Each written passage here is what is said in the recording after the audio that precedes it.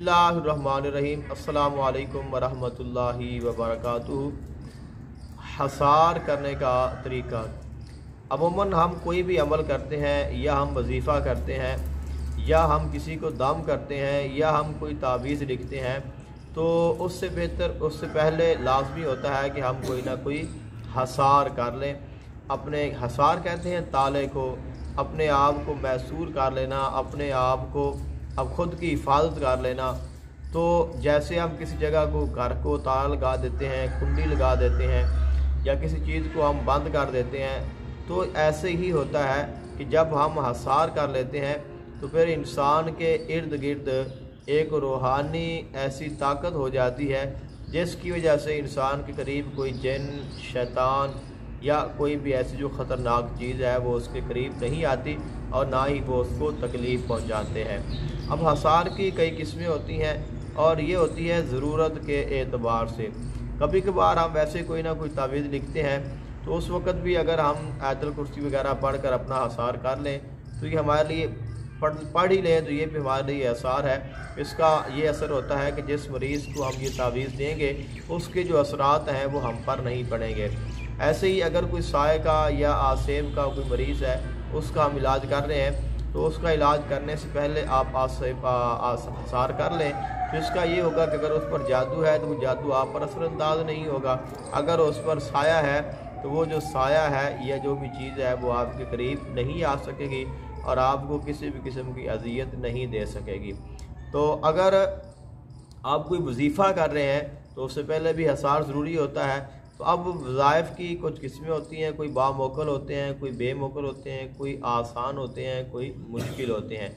तो कोई भी आपने वजीफ़ा करना हो बेहतर यही है कि आप उससे पहले हसार कर लें ताकि आपको कुछ भी ना हो। क्योंकि अगर हम हसार नहीं करते तो फिर अगर हमारे सामने कोई चीज़ ना आए, हमें कोई चीज़ डराए ना और हमें तकलीफ़ ना पहुँचाए, इसके बावजूद भी उसके जो असरात हैं, जो असरात बद हैं वो हम पर ज़रूर पड़ते हैं। तो अगर हम हसार कर लेंगे तो हम उसके जो असरार बद हैं उनसे हम महफूज हो जाएंगे।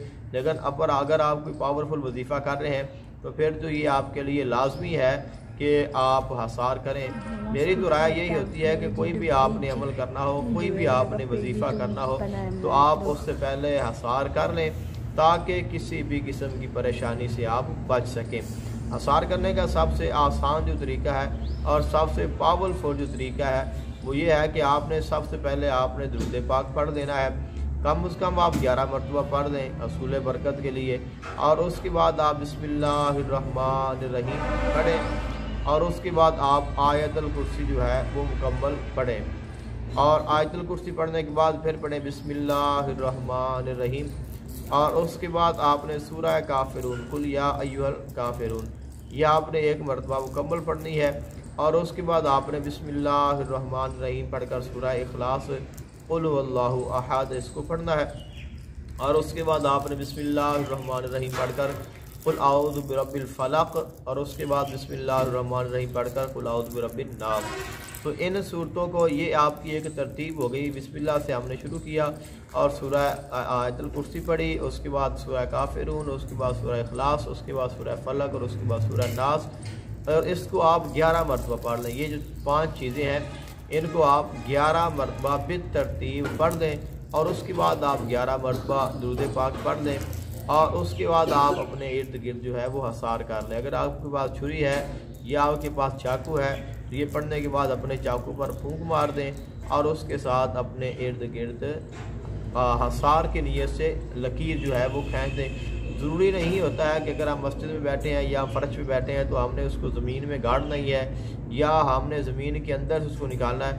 सिर्फ़ आपने उसको ज़मीन के साथ, कालीन के साथ टच करना है और उसके साथ आपने इर्द गिर्द अपनी एक लकीर खींच देनी है। तो ये रूहानी तौर पर होता है। अगर लकीर नज़र ना भी आए तो ये हसार हो जाता है और आपके करीब कोई भी चीज़ नहीं आ सकेगी। इसके अलावा आप अगर चाहें तो अपने इर्द गिर्द आप फूंक भी मार सकते हैं। लेकिन अगर आप लकीर खींच ली और उस छुरी पर या चाकू पर आपने दम कर लिया उसके बाद आप उसके अंदर बैठ जाएं और बेफिक्र होकर अपना अमल करें। इंशाल्लाह कोई भी चीज़ आपको करीब नहीं आ सकेगी और ना ही आपको कोई भी तकलीफ़ पहुंचा सकेगी।